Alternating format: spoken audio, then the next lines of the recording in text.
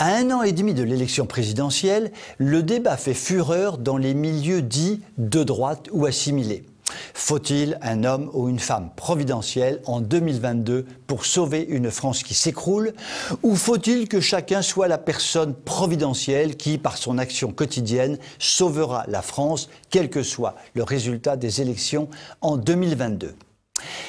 Dire qu'il n'y a pas besoin en 2022 d'une personnalité providentielle revient à dire qu'il n'y avait pas besoin de Pétain ou de Foch en 1917 ou 1918 pour contenir la poussée effrayante des Allemands, puis les faire reculer pour finalement remporter une victoire éclatante. Dans ce raisonnement, chaque héroïque soldat aurait suffi pour arriver au même résultat. Appliqué à aujourd'hui, un tel raisonnement consiste à dire qu'il n'y a pas besoin de personnalité providentielle en 2022 pour contenir la poussée effrayante des déconstructeurs, puis la faire reculer pas à pas pour finalement remporter la victoire de la reconstruction. De la sorte, chaque Français résistant serait suffisant pour arriver au même résultat.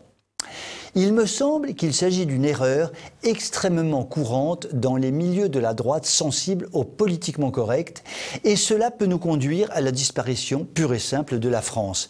Car chez nos ennemis d'en face, les hommes providentiels de déconstruction se succèdent les uns après les autres et démolissent méthodiquement notre pays.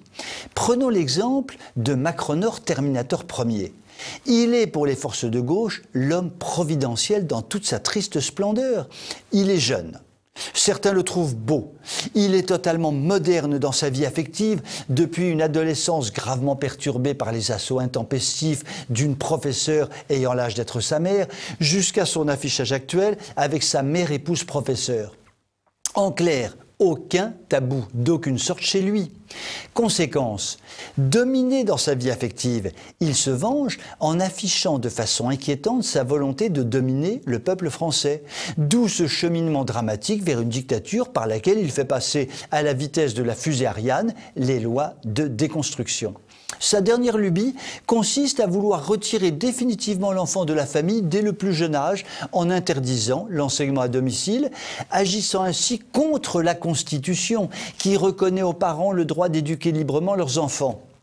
Très honnêtement, cet adolescent attardé est l'homme providentiel pour les déconstructeurs de tout poil. Le très sinistre Vincent Peillon avait déclaré il y a quelques années qu'il fallait finir la révolution. Macronor est en train de le faire et mérite plus que jamais son titre de Macronor Terminator Déconstructor. Il est l'homme providentiel des loges maçonniques et fera tout pour terminer le travail de déconstruction le plus rapidement possible et en tout cas avant le printemps 2022. C'est certain. Dans de telles conditions, se poser à droite de l'échiquier politique la question de savoir s'il faut un homme providentiel ou pas semble totalement décalée.